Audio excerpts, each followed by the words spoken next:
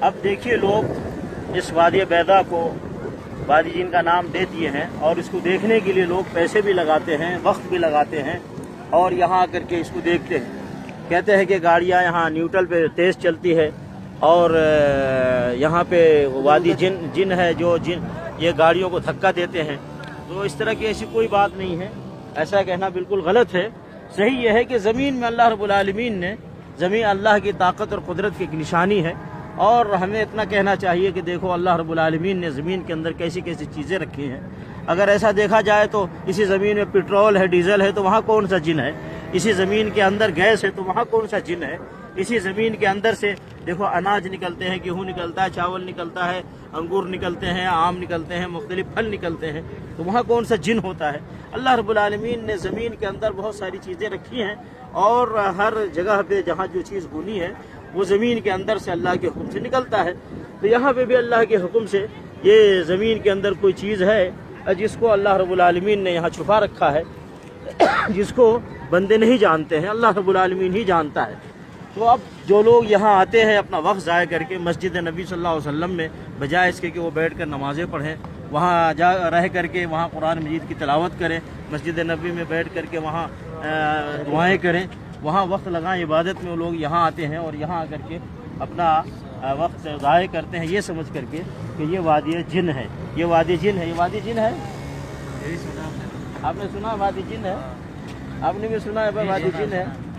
کس نے کہا آپ کو کہ وادی جن ہے؟ یہ سبھی جو سننے میں آ رہا پتہ نہیں، تو جنہوں نے کہا یہ وادی جن ہے، آپ نے پوچھا نہیں کیا مطلب وہاں یہاں جن رہتے ہیں؟ یعنی میں نے پوچھا اگر جن رہتے ہیں تو جنوں کے بیچ میں آنا چاہیے؟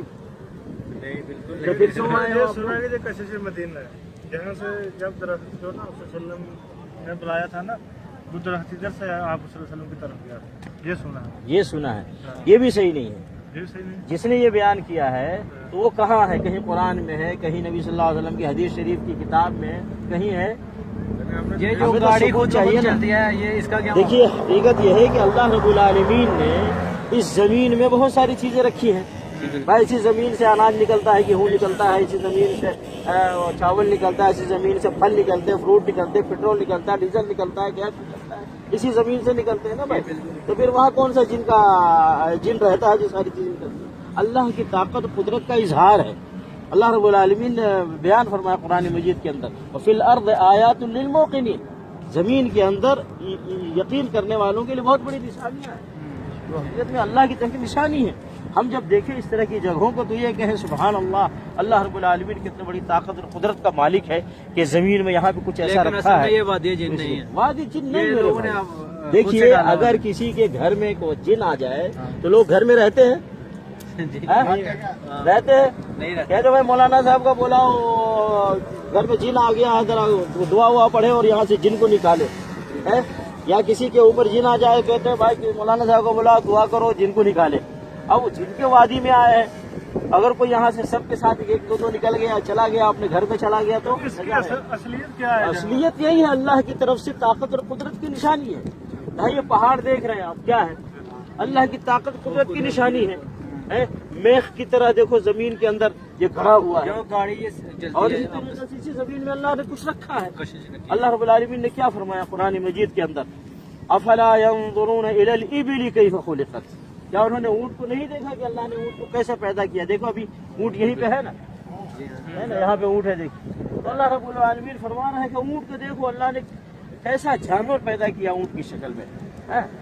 اور پھر اللہ رب العالمین فرمایا الى الجبال كيف نصبت، اور پہاڑ کو لوگ نہیں دیکھتے کہ دیکھو اللہ نے کیسے اس کو گاڑ دیا میخ کی طرح۔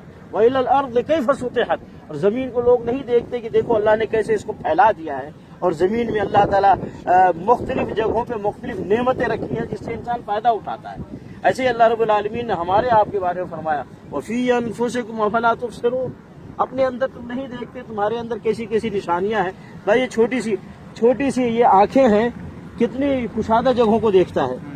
آنکھیں چھوٹی سی ہیں، کتنی بڑی نشانی ہے یہ آنکھیں کہ ہم چھوٹے سے آنکھ سے کتنی بڑی جگہوں کو دیکھ لیتے ہیں۔ ایسے یہ کان ہے، ہم کتنے لوگوں کی آوازیں سن لیتے ہیں۔ اسی طریقے سے ہم زبان ہے، کتنا آدمی بول لیتا ہے۔ ہم یہ دونوں پاؤں سے، یہ سب ہمارا جسم خود ایک نشانی ہے۔ हमारा वजूद खुद अल्लाह की तरफ से एक निशानी है, तो अल्लाह की तरफ से निशानी है, वो अल्लाह की ताकत की वजह से। हाँ अल्लाह की तरफ से। हम इतना ही कहें, अल्लाह बेहतर जानता है, अल्लाह की तरफ से कशिश है। ये कैसे कहेंगे हम, कशिश मदीना हम कैसे, इसका सबूत चाहिए। कि आप सल्लल्लाहु अलैहि वसल्लम ने जब ये जंग ओहद वाली लगी थी तो इशारा किया, अल्लाह वालम माफ करे मैं तो इशारा, तो जो चीज भी थी वो चल पड़ी, इसलिए वो बोलते ये सही नहीं, लेकिन ये वाक़या है कहाँ, लोगों की जुबान पे है। हमें तो इस तरह की बातें कुरान से चाहिए, नबी सल्लल्लाहु अलैहि वसल्लम के फरमान हदीस से चाहिए, है ना, तो वहाँ नहीं मिलेगी।